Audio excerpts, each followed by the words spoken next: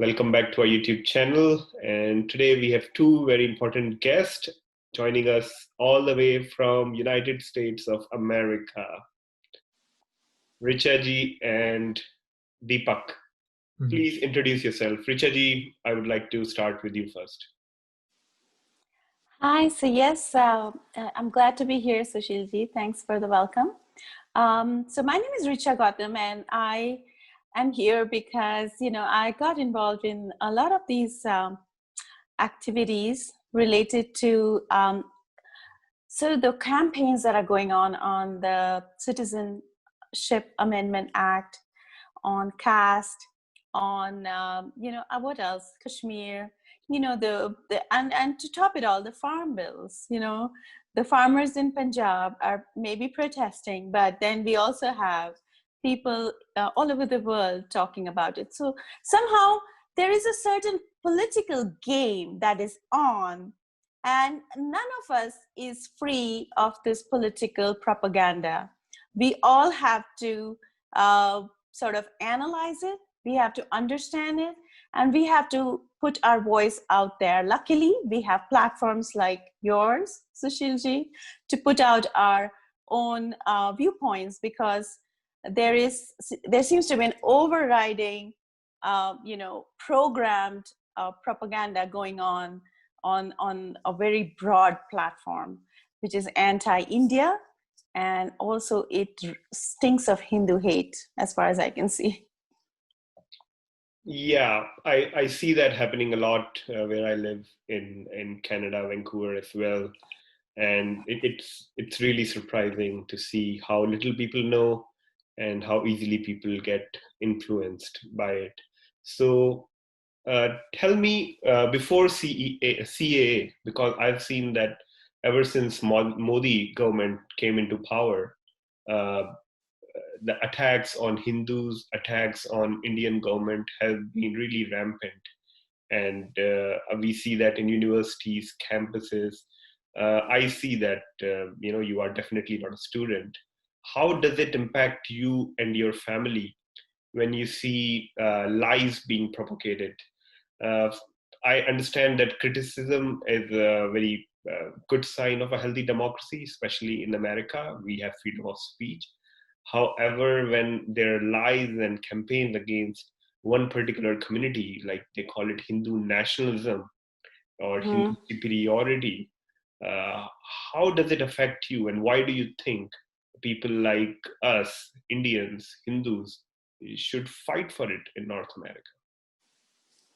Very good question. So first of all, I want to say that, for a long time, there was only a one-sided narrative that was going on through the media, through the academia.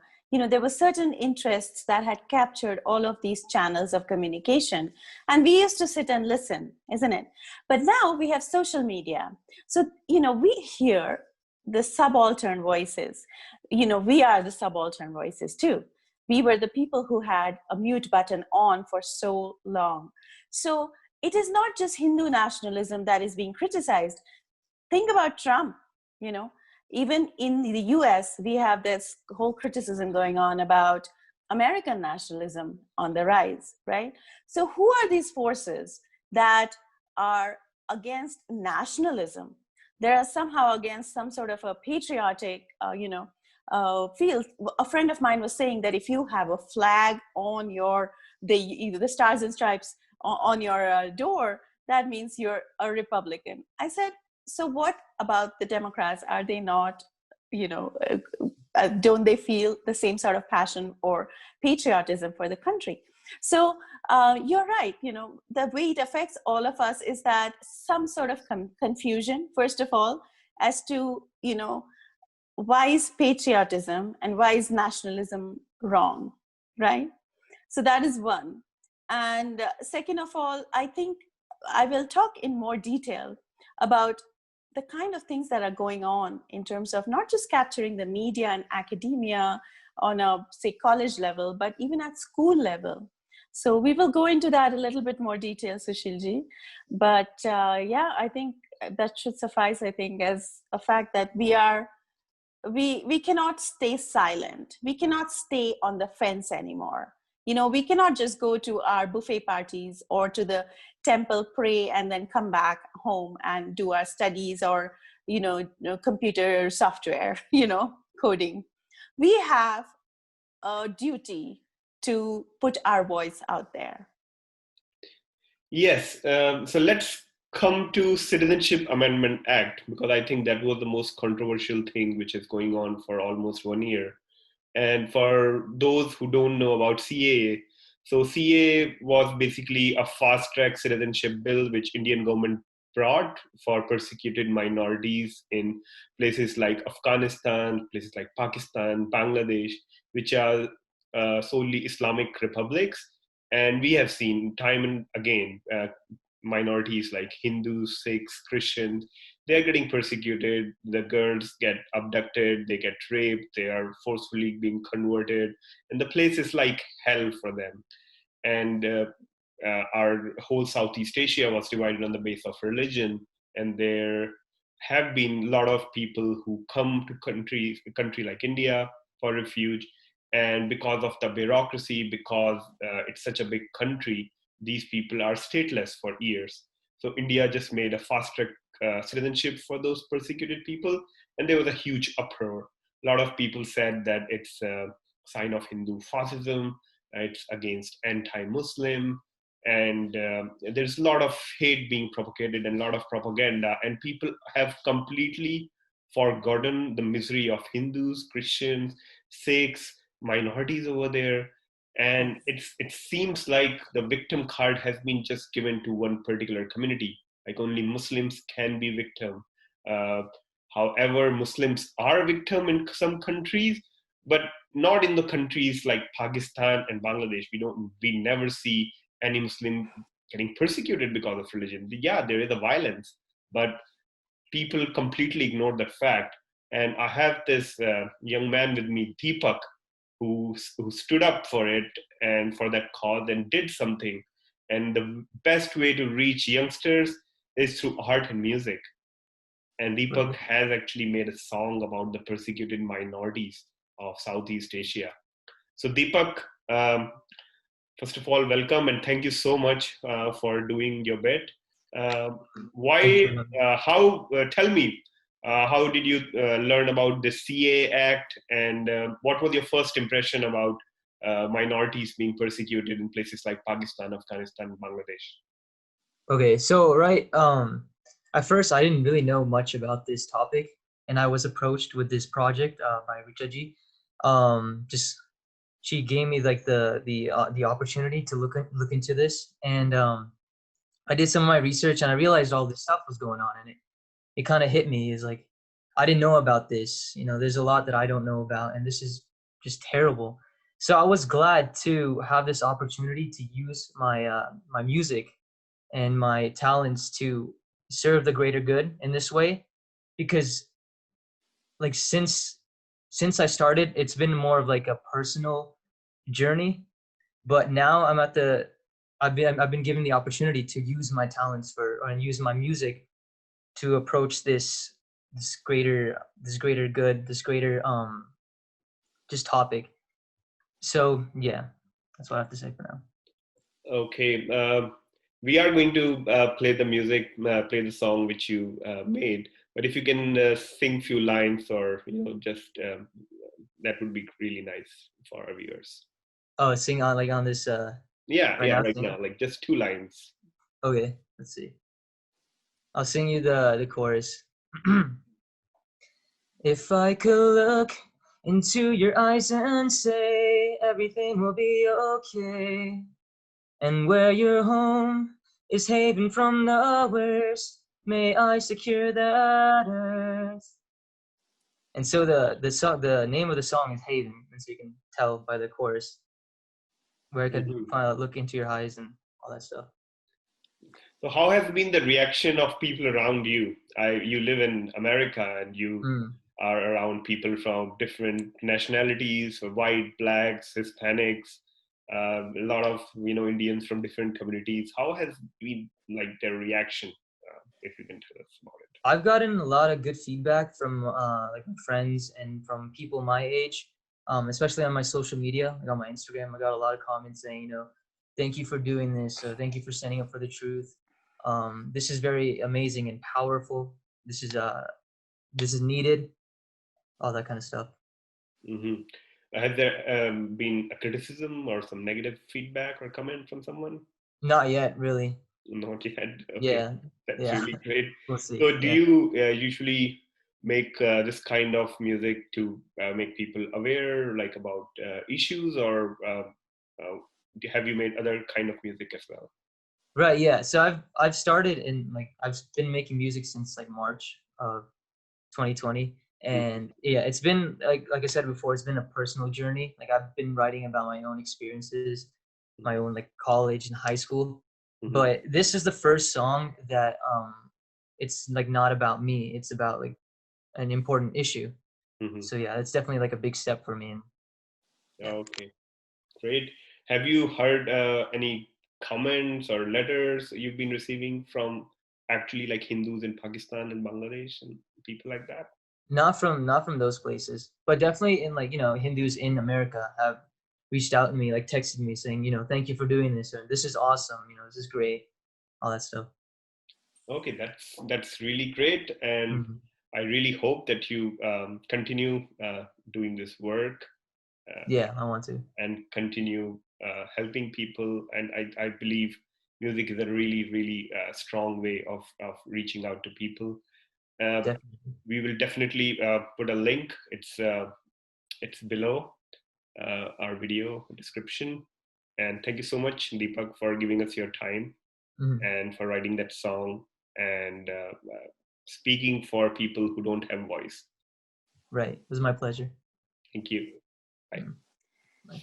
So I want to just add that, I personally work with Nimitekam, which has branches in a few countries, including India and Canada. So that, and also Kohna, which is a coalition of the Hindus of North America. So, and then there was this Deepak with his talent, who's a, son of a friend of mine. So basically, I think there was a lot of synergy that I could just see coming together. And Omiji, or Omendra Ratnuji, who heads Nimitekam Canada, he writes music too. He writes songs. So he wrote the Hindi lyrics.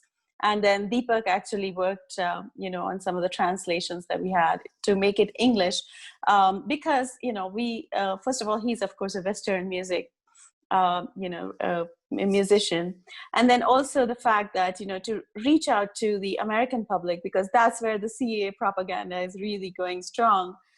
It was really important to have the kind of support that Deepak has given and the inspiration that he has brought to this whole process, because like I said, we had to reach the youth.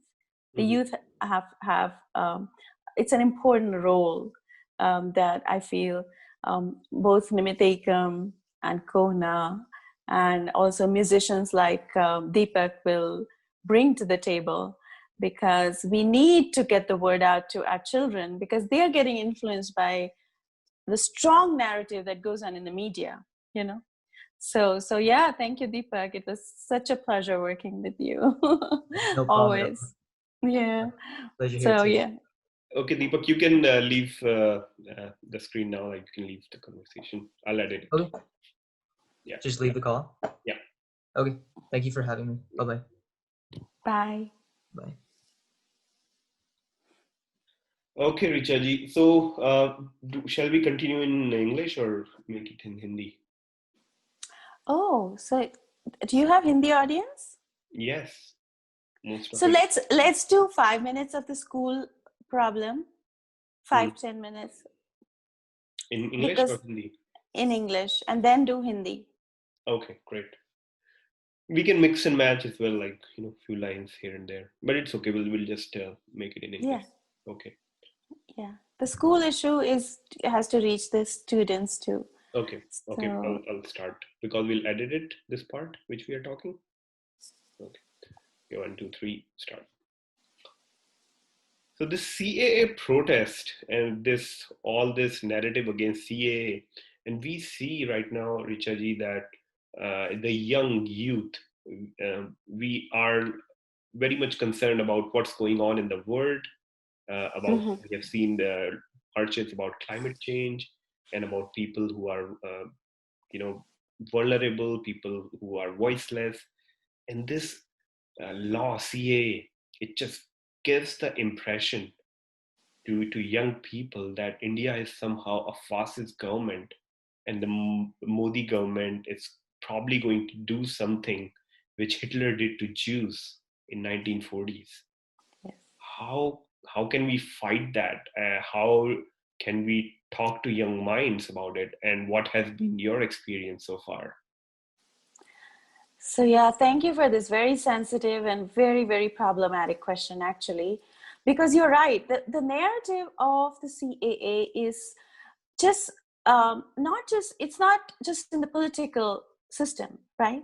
So we faced a lot of problem with the city council passing anti-CAA resolutions, which actually the city councils have no business doing, right? They better manage the crimes that are happening in their own cities, the unemployment, whatever is going on.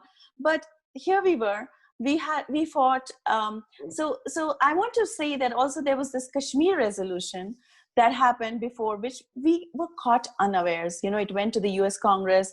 We saw it live on television, and it was so shameful because we realized that, it was the Kashmiri Hindus that had to actually suffer a genocide and had to flee the country, the state of Kashmir. Whereas, and here in CA as well, it's the same sort of propaganda machine working, where these people are actually fleeing since a long time and coming to India, and stateless, as you call them. They are stateless people with no support from, even the Indian government could not support them without this law. So this law is such a humanitarian act, right?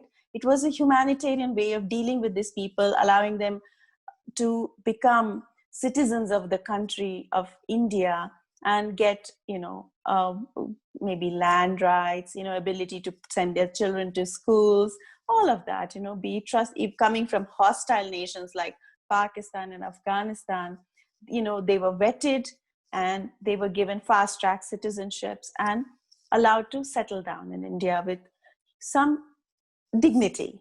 It's a law of humanitarian and dignity, humanitarian values and dignity, I would say. So to hear all of this was a shock in the political system when the city council started passing the anti-CA resolutions. Obviously, the people of, like you said, the Muslims were not persecuted in Pakistan, Afghanistan, and Bangladesh. These minorities were, so they were supposed to come.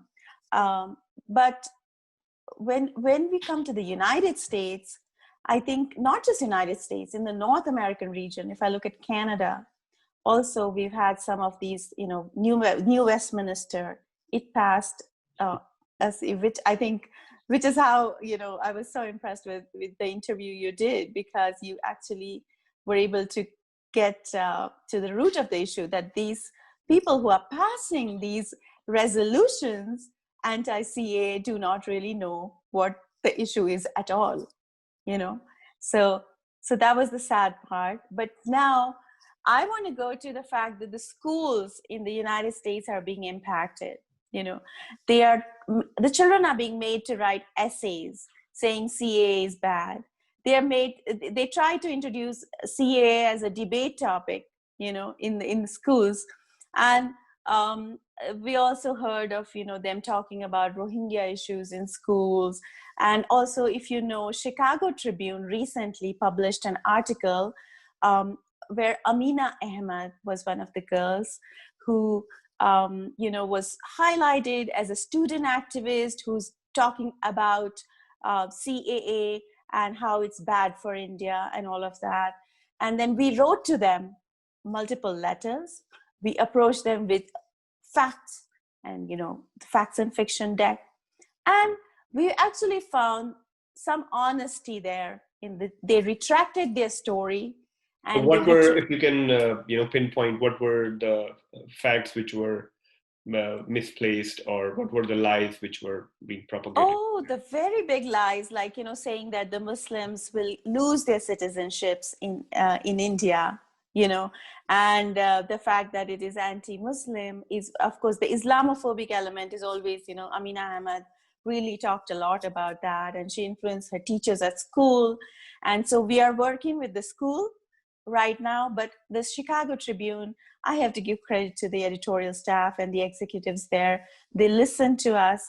They did not completely compromise on the integrity. They had the story, but they retracted all the elements of CA when they heard our side. So that, what I want to say here is that it's a story of hope. That if you fight, with this big machine that is running these campaigns, even our small voices, sometimes they do get heard. So yeah, I want to send this message out to people. And in schools, yeah, right. In schools, there was a certain county that actually had the kids dress up. They said, you have to dress up either in saffron or green, and obviously the Western audience doesn't really know the consequence of what is saffron and what is green, right?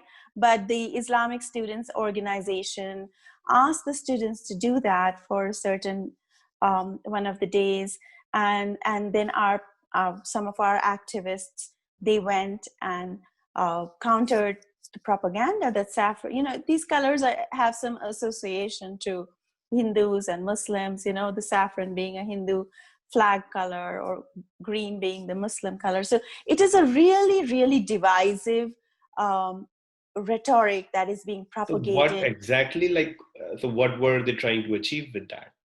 So that is the whole point. What are they trying to achieve with this whole narrative either, right?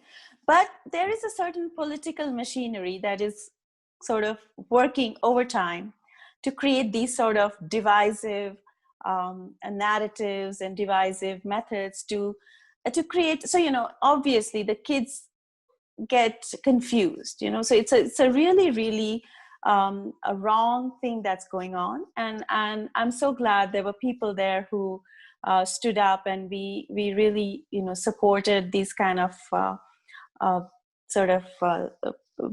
activism to make sure that, our voices are heard. And of course that was pulled out. So as soon as the principal and the officials realized what it really meant, they stopped it. But what I'm trying to say is that we are building this, platforms like yours are very useful that way. We are building awareness among our community to tell them that, look, these small ways of seeping into our schools, into our campuses, is going to create a big problem eventually for our children. Because today it's one thing, tomorrow it's another. In another county, we had them talk about how CA is anti-democracy and things like that. It's anti-secular, anti-Islam. So wrong narratives are being put out there for an act which is humanitarian and which is actually supporting and giving asylum to persecuted peoples. Yeah, it's really frustrating, because I believe that we should give voice to everyone.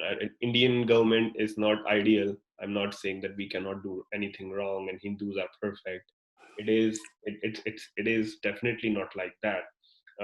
However, people they say Hindu superiority, and a lot of people don't know that we were part of imperialism and invasion for 1,000 years, and we see how statues are being demolished in United States of America and Canada of slave owners. People are changing names, and people are giving respect to indigenous culture, indigenous religions, and in native languages.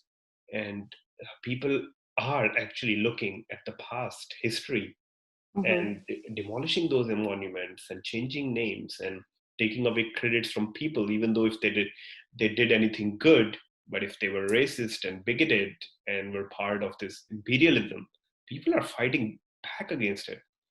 However, when it comes to India, changing the name of the cities, like Allahabad became Prayagraj, or demolishing Babri Masjid because there were overwhelming evidences that it was by archaeological surveys that there was a temple over there.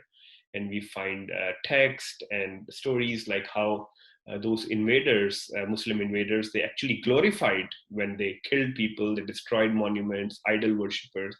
So why people don't celebrate when it's happening in India, when Indian indigenous people are fighting against their imperialist villains and invaders, and when they are changing the history which was wrongly done to the native population.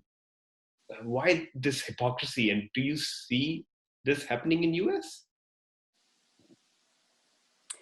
So this is a very, very important question, because you are right. Wherever there were slave owners, you know, um, there has been at least a clarity now that, okay, no one was completely, black or white. And, there was this whole racism that was ongoing, and it was part of, it was, endemic to the uh, to maybe the southern some of the leaders who led maybe the Confederacy or whatever. So yes, there has been a backlash. There has been a backlash here, and it has been sort of taken in the stride, and people have allowed that monument to come down because they realize that it hurts the sentiments of certain parts and certain peoples of the country. So in India, on the other hand, you have to realize that the colonization was complete. Here in the US, it was a short-term thing for, it wasn't as long, like you said, 1,000 years. Actually, it was, if you count the, Islamic invasions and the British invasions, it was probably like around 1,400 years of enslavement. And when the Congress government came, it was sort of a transfer of power, as they call it, right? So constitutionally, there are certain articles that push down the Hindu narrative, right? We are not allowed to have our own schools and things like that. So that, and the fact that the media everywhere, the leftist, socialist, in the media and academia, that narrative had been completely taken over for a long time. And for the first time, I always say, if Trump came to the United States, if Modi came to India, and also, other parts of the world where a certain nationalistic governments in Europe have taken roots, it has happened mainly because social media has brought a second narrative or a counter narrative to the fore. And people have suddenly realized, wait, this is where I am from. This is who I am. And why am I, being deracinated from my culture, which is the whole process of the leftist socialist propaganda. So that's where, I feel India really suffered, because a complete academia, complete media, Bollywood, wherever you go, it was captured by a certain narrative, certain machinery. And now the countering is going to be hard, but it's happening slowly and steadily. I have seen one thing that Hindus in particular are always very scared in countries like North America. Most of the Hindus, Indians, they have good jobs. They're well-educated people and definitely don't want to create any trouble. Most of them are on their pathway to citizenship, or Yes. getting a PR card, getting a green card, and they don't want to protest. They don't want to talk to anyone, and they're really scared of these well-organized organizations like Islamic Students Union, or CARE, or Muslim Brotherhood, or even some Khalistani organizations we have in Canada. And they are really, really scared to speak up, to post any comment, to even to join a protest for Hindus, or maybe against Chinese Communist Party, which we know is an evil communist party, which is, causing so much damage and pain and suffering to people like Muslim Uyghurs and people of Hong Kong, and the threat to Taiwan. So Hindus are always scared to speak up for issues in a country like United States of America or Canada. What is your experience in the society or circle where you are, and how are you able to convince people, or is there any hope that these people can protest and raise their voice without being scared, without getting judged as a Hindu nationalist, fascist, or without fear of losing their immigration status? Mm-hmm. So yeah, good question. Because you're right. As Hindus in general, even in India, we are apolitical. We tend to keep to ourselves. We're not an organized religion, first of all, right? So the fact that we even call ourselves Hindu Americans today, like 15 years ago, I was into advocacy also, but I was always talking about South Asian advocacy. I was talking about, Indian American advocacy. And for the first time in my life, and it was very uncomfortable for me as well, because I grew up in a very liberal, sort of environment. So it was like, sort of like, okay, don't identify yourself with your religion, So I understand my friends and others who don't want to associate with the Hindu cause. But for me, I feel that many of us have been pushed into the corner, by calling out Hindu nationalism, first of all. By second of all, calling out Kashmir and CA issues as, sort of, it's become a Hindu hate issue somehow. And, there is this caste issue that is coming up in Silicon Valley. So there is a direct Yeah, I've attack. seen some articles where people are saying that in Silicon Valley, in tech, there is a Yes. casteism in tech. Absolutely. So phenomenally, like, shocking to us, because we come from such liberal backgrounds. And once we, once we are urbanized Indians growing up in convented schools, and, our parents are also like, okay, it's just in the temples that you are a Hindu, or, we basically don't wear our religion on our sleeves. We that is why Hindus make really good immigrants, because we just sort of mingle into the crowd. We are wearing the same sort of clothes, we do the same sort of talk, and walk and everything. So what I'm trying to say here is that we have been pushed into the corner to identify ourselves as Hindu Americans, first of all. And I'm sorry, did I lose the question that you were asking me? Yeah, I was asking like how, because I know people are apolitical, how can we bring them to our side? Like, okay, speak up. You're not going to lose your citizenship. You're not going to lose your PR card. You're Look, not going to lose your job. Please speak up. absolutely. Look, I tell you, if they get into the schools with these kind of narratives, if our children start to come home and tell, Mommy, I was bullied because I'm a Hindu, and because, they are calling out CA as an anti, it's calling out the anti-India, anti-Hindu, and calling CA and Kashmir and all of these issues, which is happening on campus. Then there are two things that can happen. Either your kids are going to start talking in that language, which is also happening, right? Which they're completely deracinated. They buckle under the peer pressure, and they start to talk the same language as this propaganda machinery. So that is one way. The second way is that the parents, because they know what's the right thing, they will counter it, and they will come to the schools. Because one thing about Hindu moms is that they're tiger moms, in some ways. So they are not going to sit silent if their child is being systemically bullied. Like, it's a systemic bullying, right? When your school is asking you to write an essay or debate. I mean, from Kohuna's side, I want to say that, there's, I want to give a shout out to Sudha Jagannathanji, who works with me. And she actually helped to, we worked together to stop the debate, propaganda that was going on, to start a CA debate. And in another county we worked on, where they were going to write an essay. We are still working on it. And then we worked on Chicago Tribune. We worked, so Swapna Rainaji, she's another really strong activist. So there are people like that who will not listen to nonsense.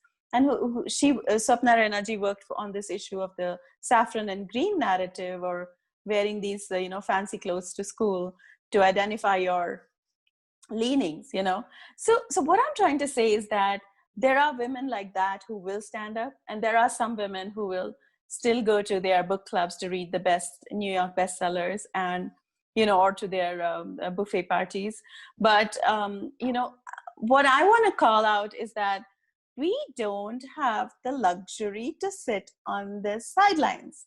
We don't have the luxury to pretend that we are sleeping. You know, we are awake, we can see what's going on, and it is our duty to act and to react. Yeah, and the countries like America and Canada, these are the most free countries in the world. If you cannot raise your voice, especially in America, the First Amendment is the most beautiful part of their constitution, freedom of speech, absolute freedom of speech. It's not like British freedom of speech, Indian freedom of speech, Canadian freedom of speech, where someone can book you for hate speech. In America, freedom of speech is absolute. You can literally say anything you want to without being scared of losing your jobs or losing your citizenship or having a case against you. It cannot happen. In freedom of speech, we see how people abuse Donald Trump every single day, called him names. These are the people who are Hollywood stars, people like journalists, people who are in tech, people, politicians who nothing happened to them. So if you cannot speak in America, then God bless you and God bless Hindus, because you cannot find any better place than that.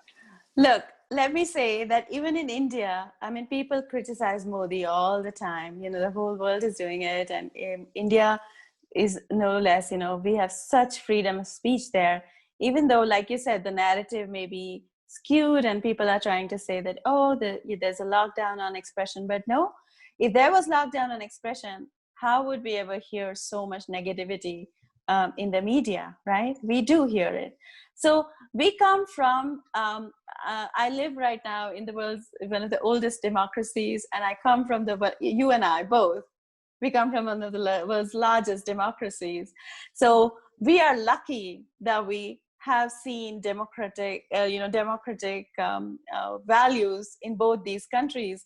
There are people I know who have fled from Pakistan, who have fled from other neighboring countries of India. And, like you talked about the communist regime of China and whatnot.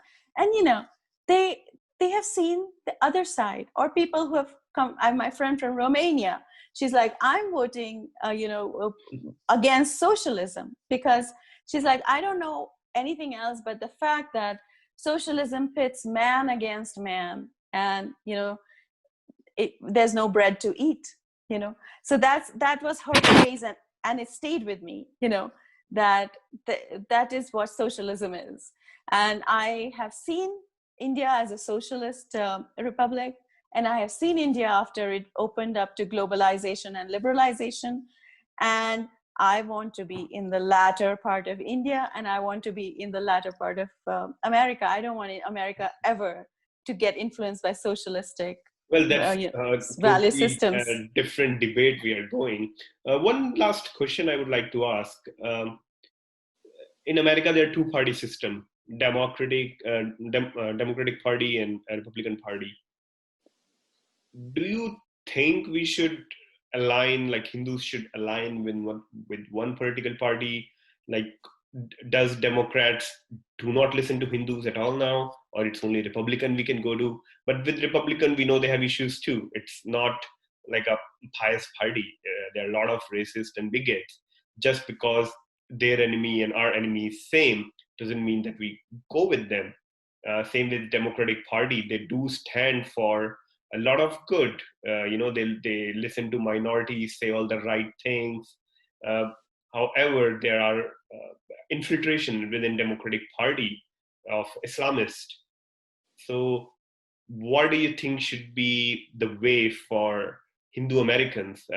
Shall we align with one party or work with both? What has been your experience, and what do you suggest? Look, the election is over. The results are still not there, I think.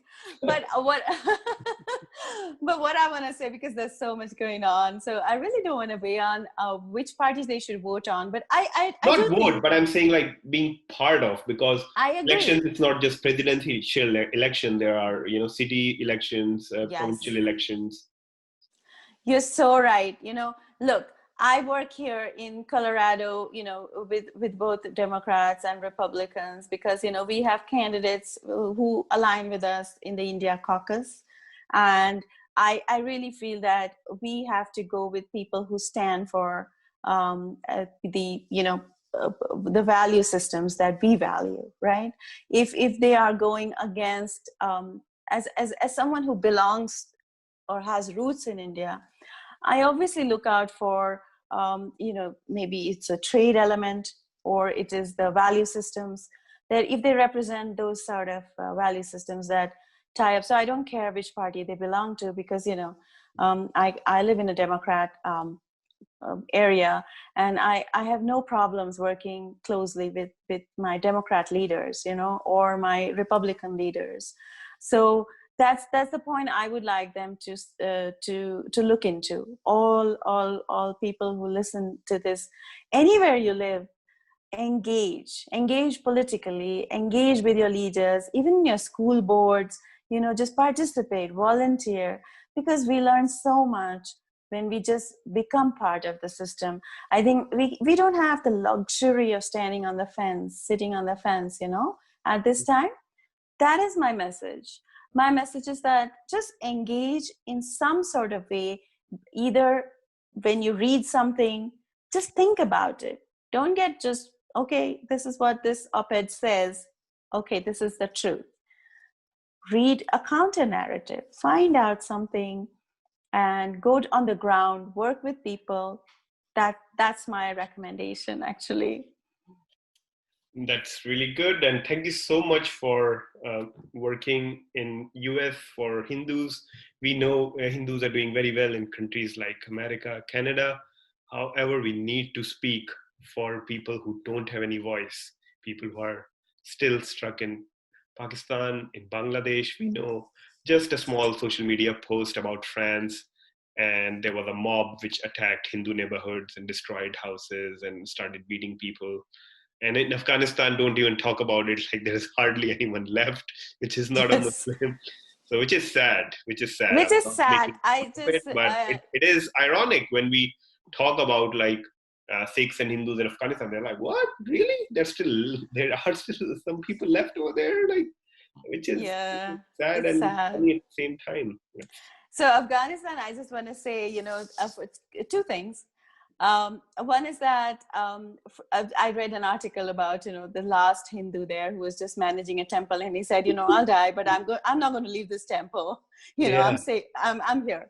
And secondly, I want to say that, Ms. Jackie Spears of California, she tabled a bill which is actually about the Hindus and Sikhs of Afghanistan, and how America should support them and bring them here as refugees. So that bill has just 14 endorsements from, congressmen. So we really, whereas, another bill, which is, say, for example, an Armenian bill or something, it has 110 odd endorsements, So we as Hindus, like you said, are apolitical. We are not helping Ms. Spears to build up that momentum. So I exhort all my friends to go and talk to your congressman to sign on this bill, because it's it's like motherhood and apple pie, and it's like world peace. It's like you cannot go against something as basic as what Ms. Spears is asking for, because if this bill doesn't get endorsements, it will not move forward. So we really need to drum up at least 100 congressmen to sign on for it. And I ask you, please connect with your local leaders. Mm-hmm.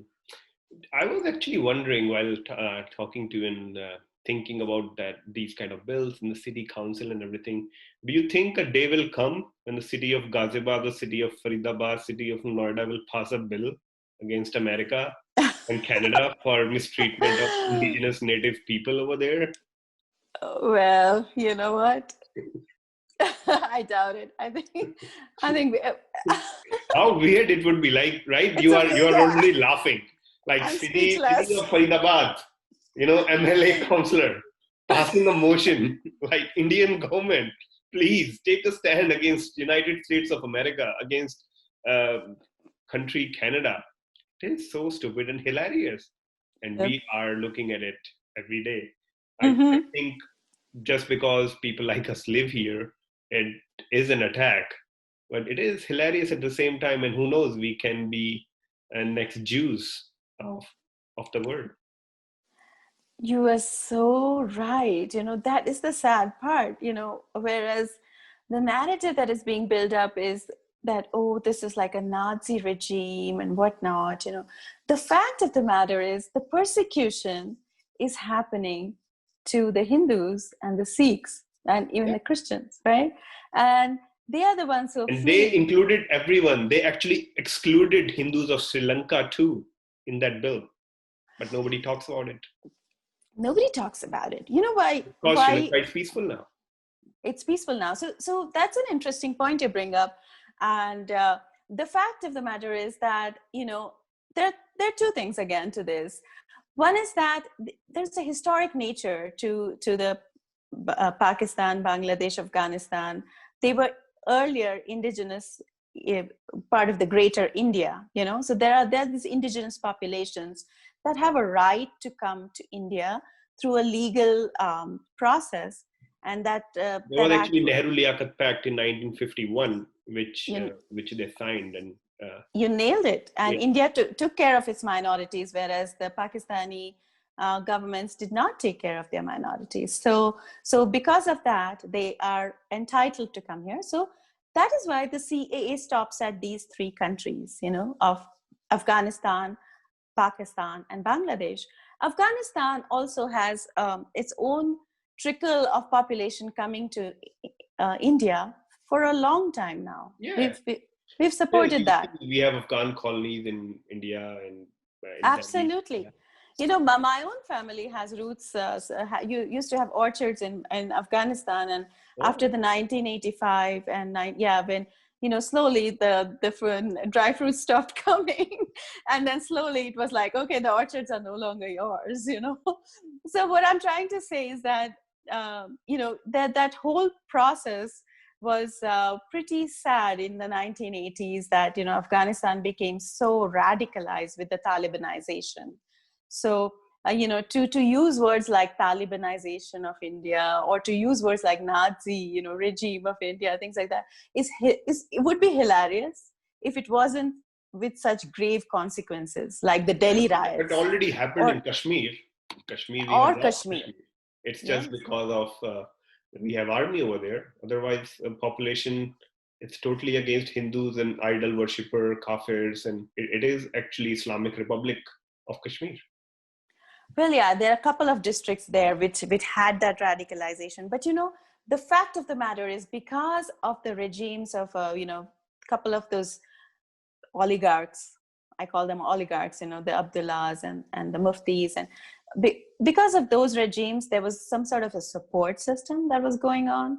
And I'm so glad that with the 370 removal, also the Union Territory was established, so that way there's a lot more government control. And, there were no panchayat elections in Kashmir before that. So now you have the panchayat. So grassroots democracy was missing in Kashmir. So if you see, after the abrogation of 370, it's been over a year, and we've not had incidents of stone pelting. We've not had, and I talked to reporters on the ground in Kashmir, and there's normalcy. There's the schools are running. I mean, COVID, of course, put a spanner in the works. But a lot of the mechanisms have supported the development of Kashmir. If you see, we did a conference in Kashmir with Kohna, Coalition of Hindus of North America, did a conference, and we put out a lot of these facts. We should have another call about that. It's a long story. Sure. Yeah. So this was our first call together. Thank you so much. Mm-hmm. And thank you for working with Deepak. And, I didn't know that, you had a part to play in that song. So thank you. Thank you so much. Yes. When you play the song, you will, I sort of directed a part of it, because pretty much most of it, the whole story. And I have to thank Dr. Omendra Ratnu, because he's the one who started the whole idea of putting music to the whole process, because, to reach out to the youth and to people, music tugs at the heart of everybody. And those visuals, when you see the song, you will see that it's just heartbreaking. You don't have to talk about anything. CA is humanitarian. CA helps persecuted peoples. It's obvious in that music, in that song. There are real WhatsApp videos or, real videos of people. Every single day, every second day, we see an incident We like see. that happening. And it's always a girl who is changing her religion and marrying someone.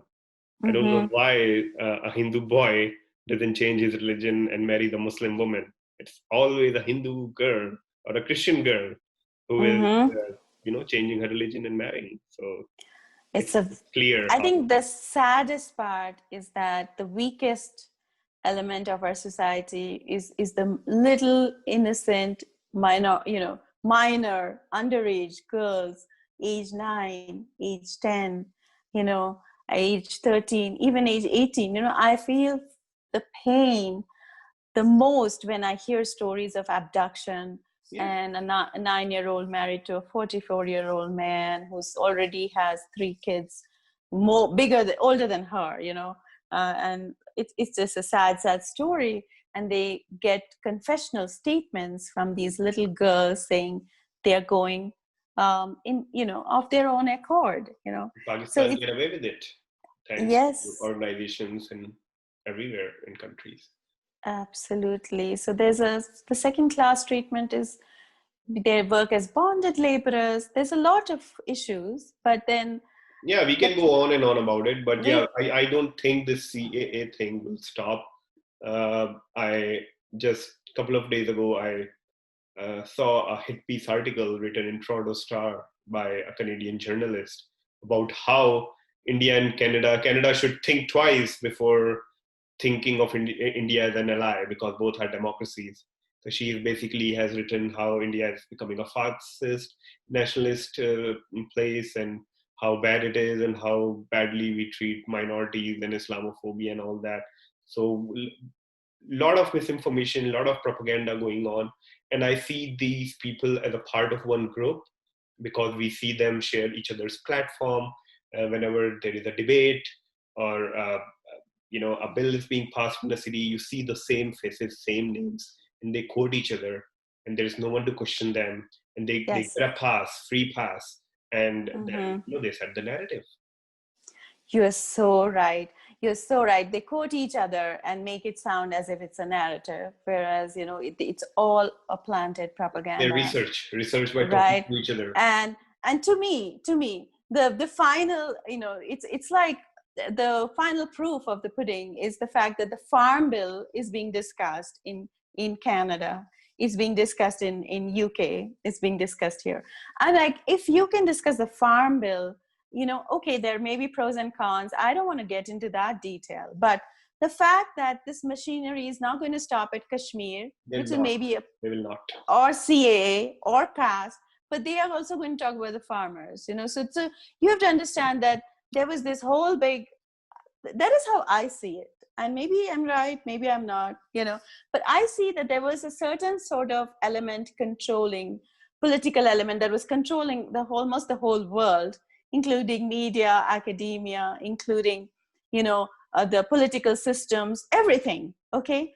And then now suddenly this whole rise of democracy due to the social media, people being aware and campaigns becoming free of some of that, just media narratives, there is a rise of nationalism. How did it become a bad word is what I want to know, first of all. And that if they're discussing farm bills, that means this is a political agenda. Anyone. Machinery, they are definitely they'll have to do something or the other every second day. We'll talk about it later. Thank you so much, Richa ji, for giving me your time. Thank you. It was such a pleasure. We will talk about what's going on in North America and among Indian diaspora next week again. Sure. Awesome. Great. Okay. Thank you, Susheel ji. It was a pleasure. Yeah, same here.